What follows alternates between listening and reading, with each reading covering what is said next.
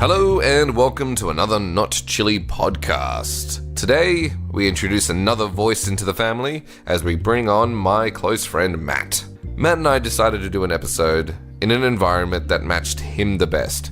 And so we decided to put the gear on our backs and take to a hike. So in episode 14, we talk about hiking and we talk about the many kind of ideas behind it, like what to wear and what makes it really amazing for us, and all the kind of maybe even little nuances that Matt knows about through his profession of filming on four-wheel drive action videos. Alrighty, let's do this. Thanks for being a part of this. I think I've told you this before, but pajero means wanker in Spanish. Yeah, hell yeah. Hey man, you knew that before you bought it, so... That's why I bought it. Yeah. I am a wanker. Dude. It's a problem. It's not even a porn addiction, I just like the feeling on my junk. Just can't stop thinking about it. FYI, we're rolling. Oh, yeah? Totally. I've been for the last 15 minutes. Yeah, no, I figured we had been. Okay, good. All right. But I just didn't want to think about it. Oh, good. No, good. Then don't think about it. Just I'm when it's thinking about it now. Yeah. All right. Now I'm talking like a robot. Yeah. I am so self-conscious about the sound of my voice. Yes, I will do the best podcast of them all. Are you kidding me? Don't go through the gate. Climb over the gate? Yeah. Oh, you're shitting me. It's part of the adventure, man. But it's useless. Nah. Useless adventure. I don't know. I don't know why it's there. I'm sure there's some very logical reason. I think it's mainly just because... Oh, sorry, man. Yeah, you piece of shit. Here we go. Trapping. Wild dog and fox control. Don't eat the poison baits, Piot. Oh. It tastes so good. It tastes like sleeping. Yeah. Oh, shit. This is already becoming an excessive hike. So, thank you for doing this podcast. You are very welcome. I'll start it now, as we're both relatively out of breath, but now on kind of like a flat way. Yeah. So, where are we, Matt? So we are in the Blue Mountains National Park, and we are camping at a place called Dunphy's Campground. Woo! Which is a beautiful campsite in the Megalong Valley, and is also named after, and I'm gonna forget his first name, but the reason it's called Dunphy Campground is because this Dunphy fella was instrumental in the setting up of Blue Mountains National Park. Oh, whoa, that's a big deal. Yeah, and it's a massive, massive park. It's one of the biggest in the country, and it extends to basically as far as Lithgow. Holy jeez. From just say the Glenbrook Lower Mountains area, and as far across as even almost near the Hunter Valley. Like, it's massive. Okay, well, tell me a bit about yourself. When it comes to like hiking, and specifically hiking actually, and kind of bush and like forward driving, because we just had a good chat about all right, we just had a good chat about, you know, forward driving up like and closing tracks and ranges and stuff. Yep. But I kind of want to know why should I listen to you when it comes to hiking? I would probably be the first person to admit that I'm not an expert on the subject, but I am a curious soul. Mm-hmm. And a long time ago, I realized that I really wanted to push myself and to kind of explore this beautiful area that we live in and we're lucky to call home. And I realized that one of the best ways to do that was to hike. Yeah. Because it really is, you know, the most, I guess the most natural way to visit these places and to experience them the way that they've existed for thousands of years. So what do you mean by like the most natural way? Well, it's the least intrusive way.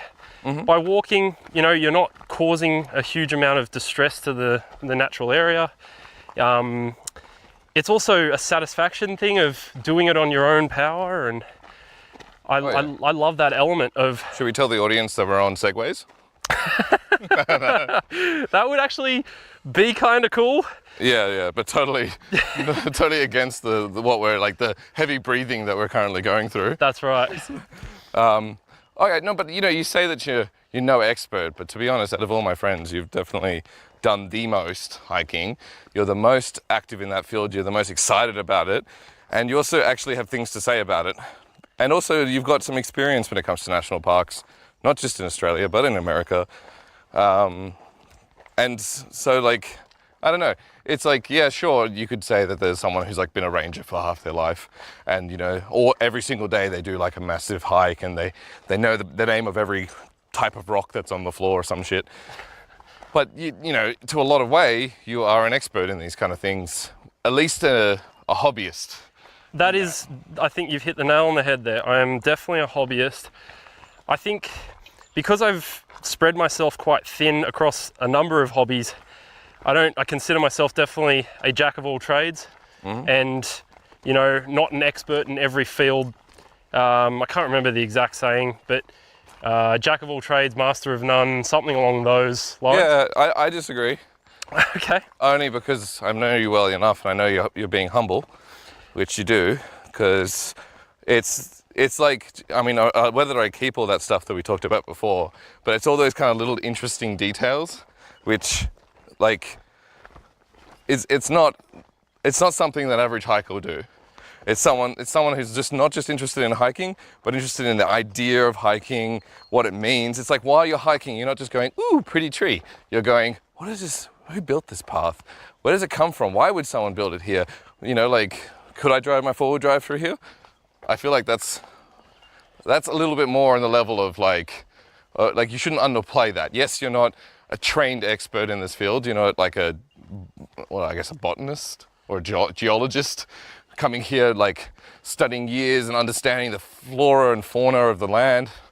But you certainly are enthusiastic and excited and curious enough that you take that like deeper look into things rather than just enjoying the pretty. Yeah, definitely. So you can own that. That's cool to own. No, thank you. Thanks a lot for that, man. Like, as I said, a number of years ago, I was in a bit of a rut, and I just realized that I just needed to get out there and push myself and explore as much as I can, because I feel like that gives me a purpose in life. And obviously I've got other purposes in life, and they drive me as well. Of course.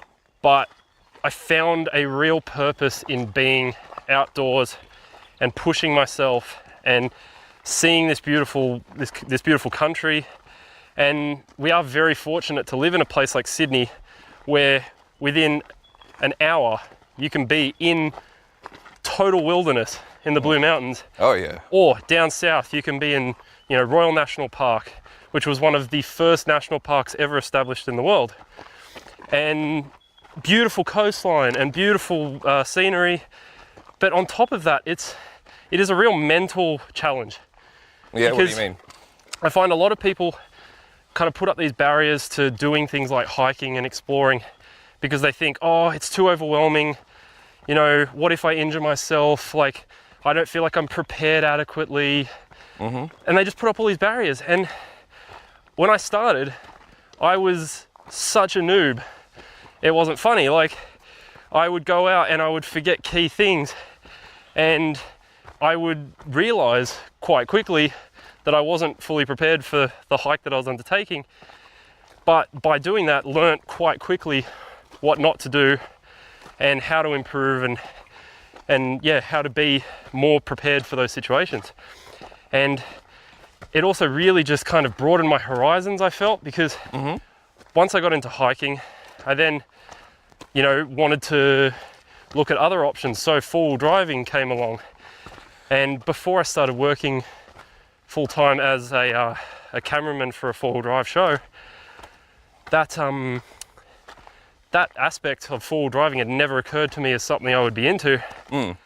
But then with all my other passions like mountain biking and camping and kayaking and all those things, I realized that a four-wheel drive is the natural way to get even greater access to those places to do those activities. Hell yeah. And by working as a cameraman on the four-wheel drive show, it's really opened my eyes to how much of this country can be accessed with a four-wheel drive. But sadly, as we were talking about earlier, I've realized that so much of the country is being closed off to the public because you get a lot of backpackers and you get a lot of very irresponsible, reckless people, like local Australians, who go into these places and just destroy the campsites. They'll leave fires burning, and that's what causes bushfires. Oh yeah. They'll leave rubbish everywhere. Well, we just saw it just a second ago where we were like, you know, looking at like the fire pit there, and someone had like taken the fencing and made it into their own little grill. Yeah. It's like, yeah, sure, you feel like MacGyver doing so. Yeah. But someone put that damn fence up for a reason. That's right. And you've got to respect the fact that a lot of these national parks also border on private property. Oh yeah. And people who've owned these properties for centuries. Like since the first settlers came to Australia, some of these properties are passed down through the generations, and they are the ones who keep access open, even though they get idiots coming through and driving through their property recklessly, damaging the track. I think a lot of people don't think about this aspect of keeping public access to these places. For them to keep that open, they've got to have a bridge across the river. Yep. To allow access to this campsite and to these walking tracks. So that's not free. Exactly. And like, if something is to happen, national parks aren't paying them, and they've got to worry about things like insurance and other things like that. Here we go. It's just, where are we? Bellbird Lookout Track, 1.5 k's. All right, we've just done a kilometre. Holy shit. Well, that was all uphill, so we're doing pretty well. That's it. Should we go this way? Yeah, I reckon. Yeah. Right. Because I think that's where we're going to get a pretty specky view. You know, I'm just going to humble brag here. Yeah. When I opened the gate, I saw there was a donation box. Yep. I put $5 in. Oh. Oh, look how amazing I am. A whole note. I was like, I went to the gate, opened it up, was like, I don't have coins. I won't do it. I'll get changed somewhere else. I'm like, you're about to go into a bushland. There's probably not a place to get change. So I was like, you know what? I'm willing to go a whole note. And, you know, I'm no rich person. No, and But I think... I gave back. There is like at least 5 or 6 nails in that next bridge that will be made. That'll be because of me.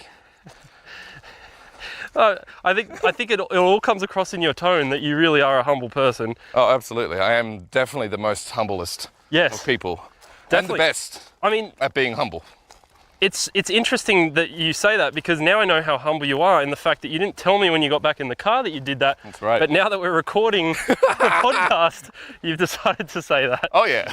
Yeah. This is an important, like, you know, I think that being this humble, I have to let people know how to be as humble as I am by showing how humble I am. Really, you're just educating the public.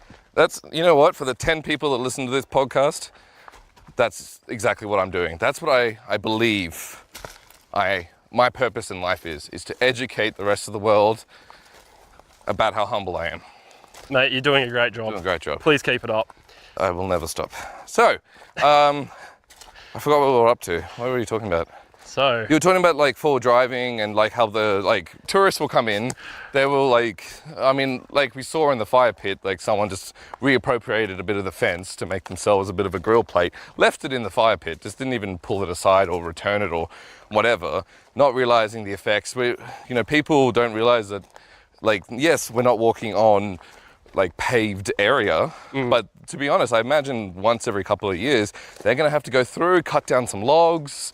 They're gonna have to like shift shit out of the way. yep. That's not like a simple and easy process. Oh, so we're about to walk into a spider. No, I was going to let you go like a gentleman. Oh, right. Can I just say, as a side note, previous to this experience of walking through the bush, Matt has managed to terrify me. Now, I don't want to get bitten by a bull ant, some crazy bullet ant, sorry, a crazy freaking super wasp, and there's those spiders that guy had in that show, which you let crawl all over him, and then he's like, oh yeah, and this is like the American blah blah blah version of this spider. In Australia, they're bigger. I'm like, great, Matt. Here we are. I'm gonna die. So thanks a lot. And now we're walking through bush. That's why I was terrified just then. You're like, why did you stop? Why didn't you say stop to me? Did you want me to die here? Is this just a plot to kill me? Definitely not. I've had many opportunities to do that, and I've chosen not to, because Yet. I'm a humble person. Because I wouldn't do that because I'm such a good guy. That's right. How you be humble. I'm teaching you how to be humble. But you're right about the completely ignoring the whole humble bragging crap. It's not like putting $5 in that fucking little box isn't really gonna change the day. But it's important that that's how these places run. Exactly. They might get a little government funding to a certain degree. Yeah. But not enough to keep a ranger at vicinity. That's right. And I think for them, the way I look at it, I'll put it this way, the way I look at it is national parks have basically turned a lot of parks into a commodity because they realize that with the amount of tourists and local traffic coming through, they can make a lot of money by charging entry fees and parking permits and campsite fees and having this booking system. Now, in a lot of ways, it's probably needed, and I don't want to get too vocal on the subject without having, I guess, both sides of the opinion, or both sides of the subject. But for me, it kind of goes against the whole idea of camping, where for me, I love the spontaneity of getting out, hiking, camping, and all of that. I love being able to just pack the car up and go. Yeah. Whereas by doing that booking system and camping permits and all that jazz, it's making it almost impossible to do that spontaneous camping trip or that spontaneous hiking trip where you've got to plan everything out. You've got to make sure that there's a campsite available. And that's why I really respect private property owners like these guys here who've allowed access to this campground, and the fact that this campground is the way I feel most campgrounds should be, which is free. With no booking system. It's a first come, first served setup.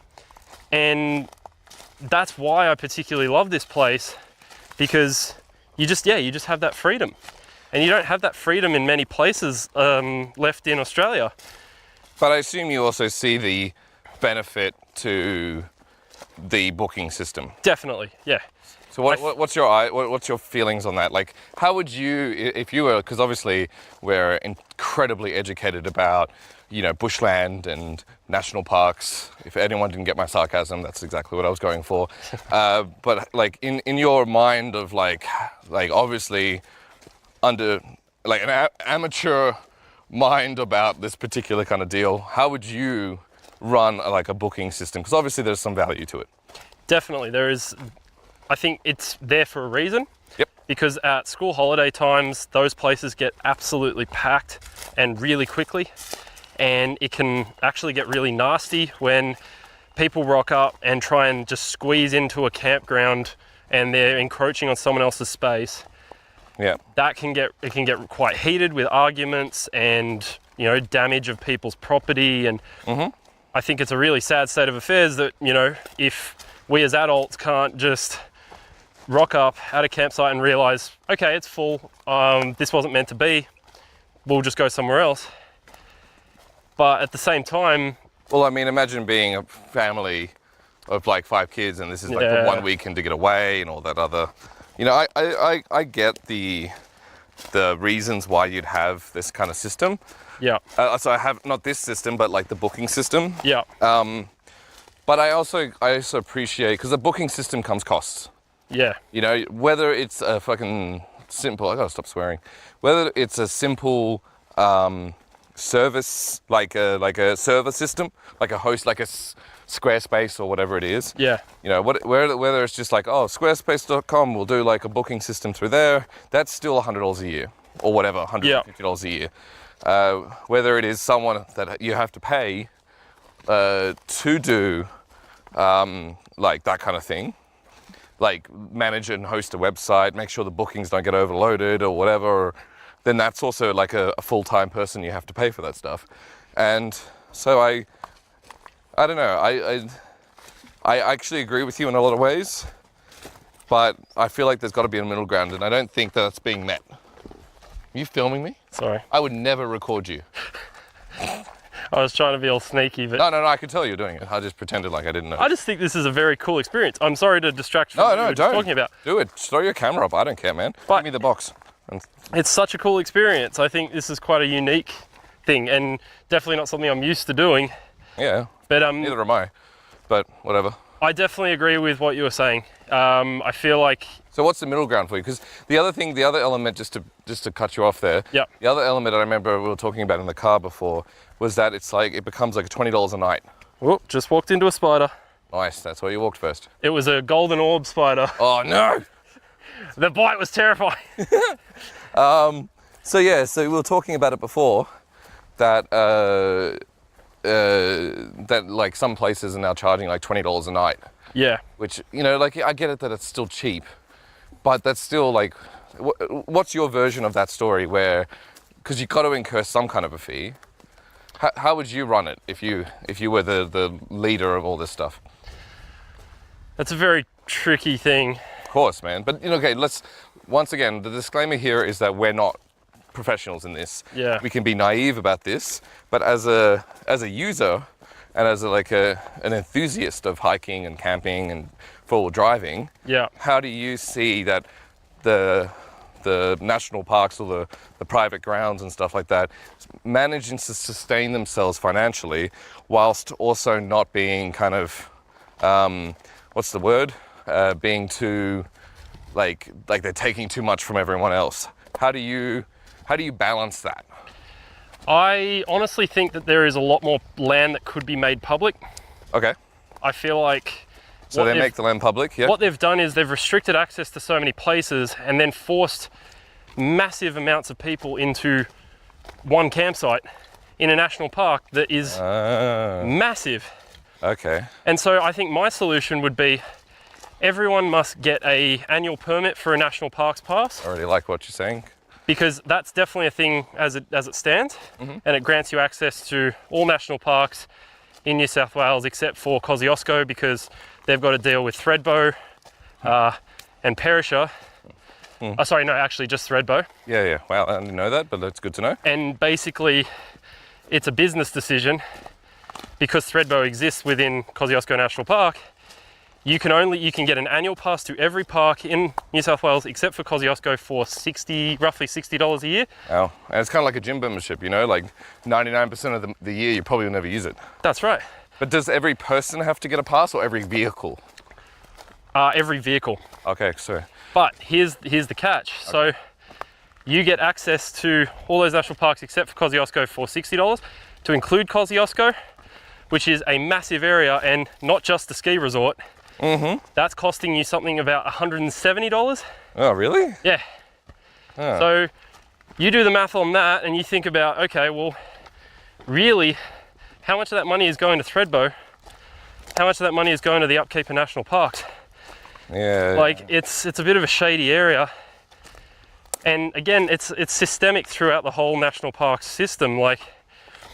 And I'm gonna preface this by saying I'm not an expert in the area, but this is just my opinion. I feel like there is a lot of shady, a lot of shady things going on, and that's one area of it which I don't agree with. But yeah, I think if you open up more parts of national parks to the public, you create more infrastructure to get to those places. People need to buy a permit for their car for a year to get access to those places. Yep. That will pay for the infrastructure to be built and maintained. And then for day visitors, you charge your permit, so your parking permit and your day entry fee for tourists and things like that. What seems reasonable for that kind of? Well, at the moment they're charging about $8 per vehicle per day. For a single-use day entry, which I think is pretty reasonable. Yeah, that's 2 coffees. Yeah, that's right. It really does help to have that perspective because that kind of justifies anything, really. Oh yeah.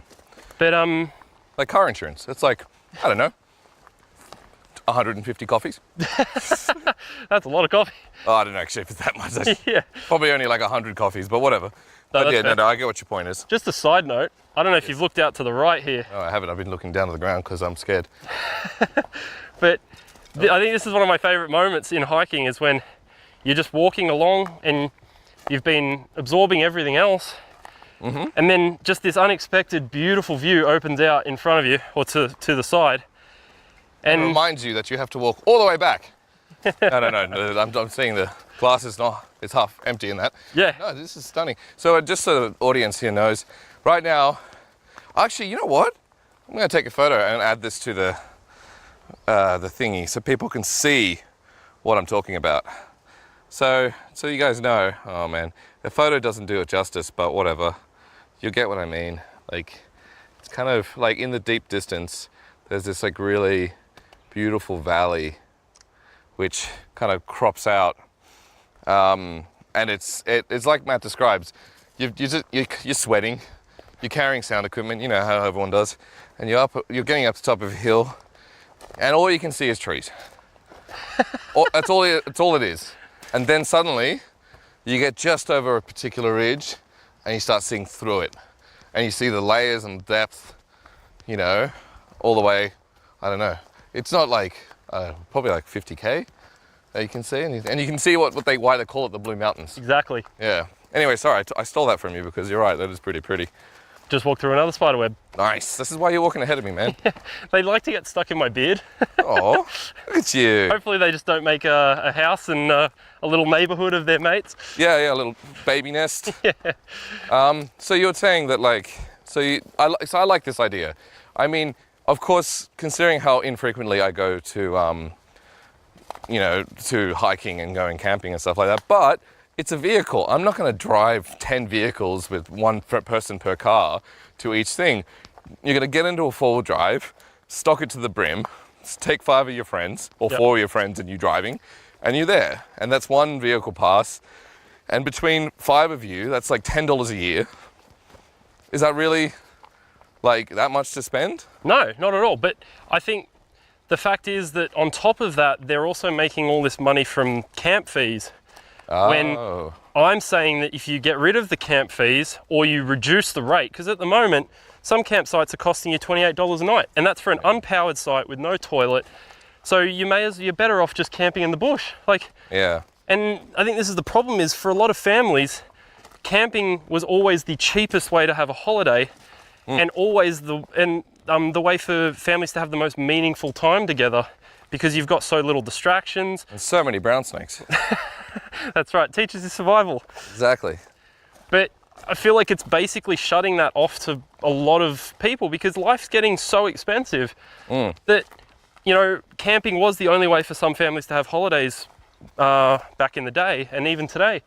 But now that's not even being made possible because they're charging these ridiculous fees. Yeah, I actually can kind of feel you out there. Like, it's great to think like we got partners but we don't have kids. We have life expenditures but we certainly couldn't just do this forever because we'd just run out of money. And then add like kids in the mix, that's a tough, expensive life situation. That's right. And you want to be able to just do it. I mean, like, I know that we're kind of playing like, oh, wouldn't it be great if everything worked our way? But I guess we also got to factor in.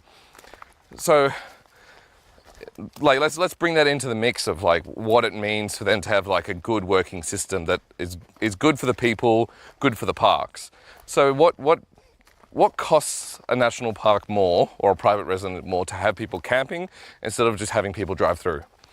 Oh, definitely camping. So why, like, obviously that costs more, but what makes it more expensive? Well, you've got to, I think it's all of the little things that people often don't think about. So, in order to just have basic facilities like a toilet, for example, at a national park. Yeah. You have to, the costs are to build that in the first place. Yep. Then you've got to have every couple of weeks someone come in and collect the waste. Yep. Which is not a pretty process, but absolutely essential. And then on top of that, you've got to have regular maintenance of the campgrounds. Okay. So, if trees fall over, if idiots come in and leave rubbish, you've got to have people come in and clean that up. I guess you got to do like a fire watch. That's right. Also, you got to pay for like a ranger on a yearly salary too. That's right. And then on top of that, you've also got these, I think, a lot of people don't know how bad the wild dog and fox populations are. Oh, yeah. And so you've got to lay traps or baits for those to control those populations. Like in the lower mountains, for example, wild dogs are a huge problem. Oh. They basically just roam the forests. Eating everything, I assume. Yeah, and killing local wildlife and,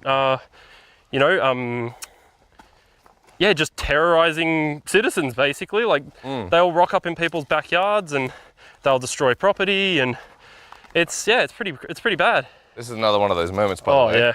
I'm gonna just, for the fan base who actually go to podbean.com and look me up, just FYI, and then please subscribe. Here's another pretty beautiful photo with my incredibly slow camo and with Matt. Yeah, that's us.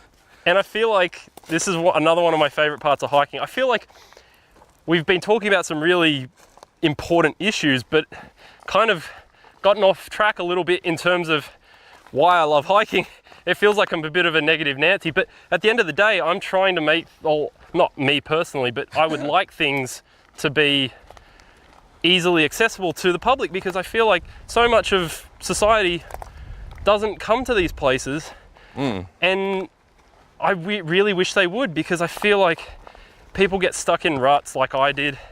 People, don't push themselves enough. They don't make time for these experiences. Yeah. And they don't realize how amazing it can be to just be away from the city. Yeah, can I just say that when you think of hiking and you think of like going up to see this kind of beautiful, spending like a few hours walking in a particular direction, being exhausted and carrying heavy shit and all that stuff, when you think of it objectively, it seems like a terrible idea. It's like, you know what I'm gonna do? I'm just gonna Google this particular view, and I guarantee you there's probably been at least 10 photos of someone who's taken a beautiful photo with a great DSLR, and it's gonna look stunning, it's gonna look amazing. Oh wow, this is not one of those fucking amazing moments. Right. And I'll take a photo of this. But it's like, it's one of those things that like people say, especially about like things like the Grand Canyon, for example. They go, you gotta see it for real. It's such a different experience. And cameras, no matter how good the technology, no matter how good the DOP is, whatever, it just cannot compete. And it could be because getting up here is exhausting and we're sweating and the endorphins are rushing and everything feels great. Or it could be actually just, there's just something you cannot capture with this camera that I'm now taking a photo with. Like it's just, maybe it's just uncapturable. I honestly do think that's a lot to do with it. Like, so many times you try and relay your excitement about being in a particular place to someone, and I think in this day and age especially, I think people aren't as excitable as they should be or as they could be. Maybe they don't have to be that excitable, but I find that for me this really brings me true joy. Yeah. Being in places like this. And I mean, there are going to be plenty of people that don't enjoy this that much. Yeah. But I think that the bulk of people would actually genuinely not realize how much they enjoy it. Yeah. A good example, I have a story about this. When I did, me and Laura did Grand Canyon, we like picked a particular hike. And I remember Google Maps had hired someone to wear like a 3D camera and to actually like do the hike, the actual hike we're about to do. Yeah. So I managed, I wanted to see if there was like, because the American system of like scaling how difficult a hike is kind of a bit weird. So I really wanted to see what the hike was before I did it. Yeah. And so I did it and I was like, oh man, that's beautiful. Look at us going, like literally like going down this hikeway. And no matter how stunning that was, it was nothing compared to doing it and actually like getting down there and just being like, wow. Yeah. Like even the photos I took, it's like, I have a good camera, like similar to the one that Matt's currently using. It wasn't my phone or anything. And you just cannot express it. The air, the squirrels, the like beautiful look, the landscape, the color of the rock. That's right, the layers. Like as far off in the distance, there is just layer upon layer of these sandstone formations. Yeah. And I think the thing that I try to keep in mind when I'm in places like this is how old these formations and landscapes are. Yeah. And the fact that long after we're gone, they are still going to be here. Yeah, hell yeah. And hopefully they're still going to be here, with a lot of issues that we're facing, global warming and things like that. Like, I feel like we don't take care of the environment as much as we probably should. I think that was a wasp. I think it was a bee. Okay. We should be okay. Hopefully. We're not dead yet. Sorry I interrupted that. No, that's fine. It's good not to die. No, you're right. Like, it's like you never know. Then the other thing I was going to add to that, actually, was that, like you said, this didn't just happen. This took hundreds of millions of years. You can't plant trees fast enough to make this a reality. This just slowly but surely came together. That's right.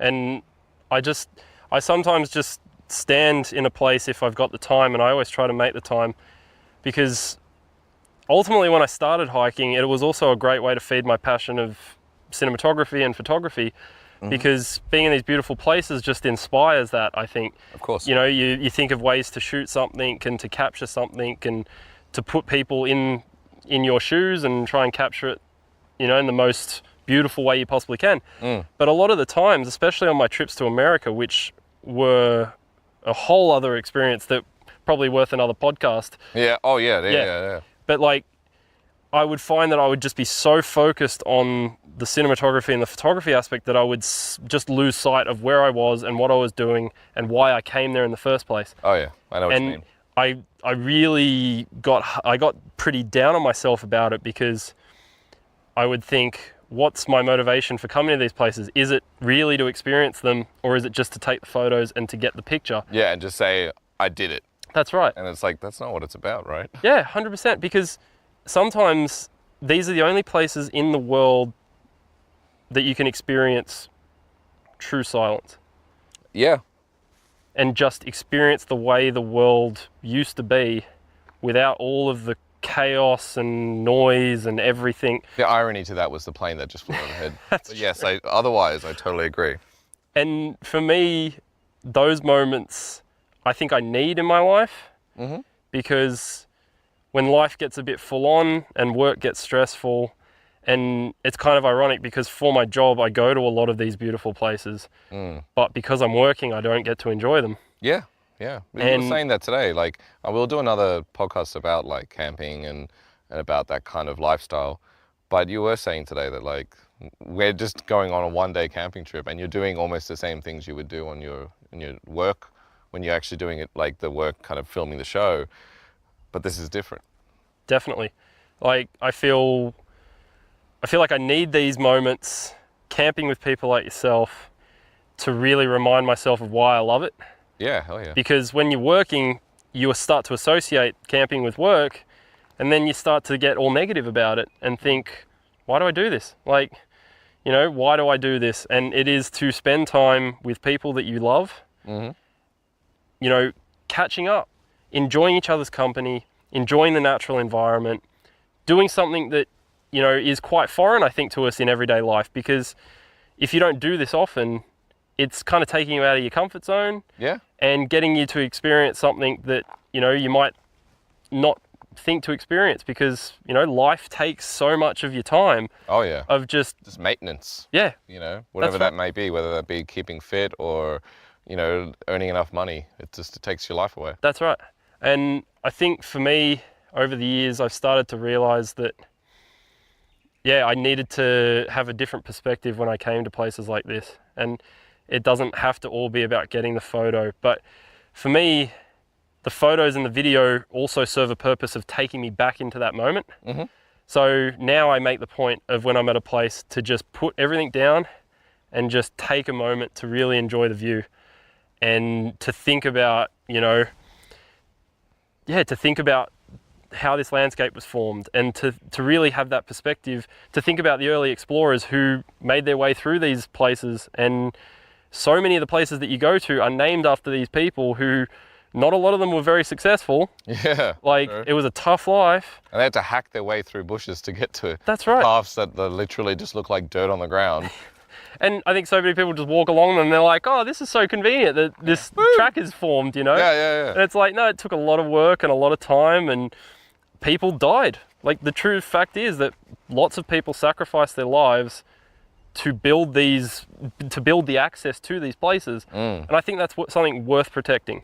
Yeah, hell yeah. Because it's an incredible thing that money cannot buy, I feel. Like, you don't need a lot of money to go hiking. No. It's not an expensive activity in my eyes. Maybe like $40. That's right. At most, fuel and water and snacks. Yeah.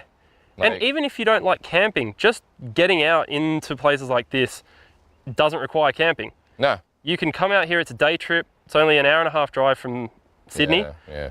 and you're out in this. And you don't even need to travel that far, really. No, you really don't. It's actually, it's almost too easy to do this. Like just to give perspective, I don't know, obviously people don't know or they know what I do for a living, but they don't realize, like, I've got a bag full of sound equipment. You know, you've got like a little tiny camera on you and like another box that we've been carrying up. But it wasn't like, I mean, the beginning of this podcast, you hear us breathing because we're walking up a hill, you know, but it really wasn't that far of a stretch to get up here, bring the equipment up. And if we can bring the equipment up here and do this, then most people can bloody do this just on their own with a bottle of water and you know, a Mars bar or something. And that's probably the worst snack to bring. That's true. But there's some crazy stories about... Should we keep going, like down the... I think this is not the end of the path. No, it's not, no. But I mean, what a place to stop and just... Have a quick chat. That's right, admire the view. Yeah, man. But yeah, you hear crazy stories about people who underestimate the wilderness. Yeah. And like, I've been on hikes before and I'll see British backpackers, and sorry to single out the British, but they tend to be the people who I think are a bit more lax about safety and preparedness. Oh, yeah. I mean, we ran over what I thought was either a brown snake or a red belly on the way here. That's true. You got to be careful about that stuff. They look like sticks. Not intentionally. No, not intentionally. No, like literally didn't realize it wasn't a stick until right in front of it. It was too late, and you veered a bit, so it probably got its tail. But you know, sure, it's having a great day, just to make you feel worse. But like that stuff's dangerous. You know, Australia has some of the most dangerous landscapes, and also like you can fall off this. Yeah. You know, like you can't be an idiot. That's right. Like sorry, tell your story. No, that's all right. So I was hiking in Tasmania, and we were doing a track in a place called the Hazards, which kind of says a lot about it right there. What do you mean, Matt? No, don't explain that. Go. That's right. It's a peak called Mount Amos, and it's in Freycinet. Oh, I think you've told me this story, but I want everyone to hear it. Go. That's okay. So my partner Beck and I were doing this hike, and I knew it was going to be a difficult one, and it certainly was that. It was less hiking and more scrambling up the side of a mountain. But in saying that, there were so many people who were doing that track who just were not wearing the right gear, who, you know, could have easily, like, we ran into 2 British backpackers wearing thongs, oh no, stubby shorts, oh god, and singlets. That's a problem. I mean, this sign kind of says it all, really. You've got to have signs like this because people might think, oh, the track just keeps going, and then they're just going to walk off a cliff. Like, it's wow.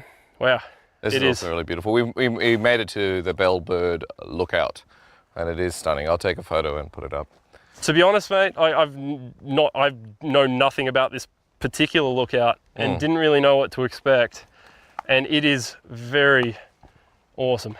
Yeah, man. And that's a word that kind of gets overused a bit, but I think sometimes places like this genuinely deserve an awesome. I think it's also how you say it, I think. That's true. No, and well, I mean, you are right about that. It also doesn't take a lot of money to, I mean, it doesn't even have to be like hiking boots. It can just be a pair of runners or something. 100%. And I think, again, people putting up barriers to prevent them from doing that. You know, they think, oh, it's too difficult, I need too much gear. Or sometimes people, like, I'm guilty of this as well. I sometimes get bogged in the buying of equipment, and I start, I think, oh yeah, I want to get the latest and greatest hiking boots, and I want to but then sometimes you just literally need to get out there and do it, and not focus so much on the buying of equipment and what I need and all that kind of thing. Yeah, hell yeah. But I guess at the same time, you also need to be prepared. So, but to be prepared, you rarely need to buy something. Usually, okay, first of all, I mean, for the other people who actually are interested in hiking, what you really need is you need sunblock. Yeah. You need a pair of long jeans, I think. Like, people use shorts, but like for the safety. I'd say pants, not jeans.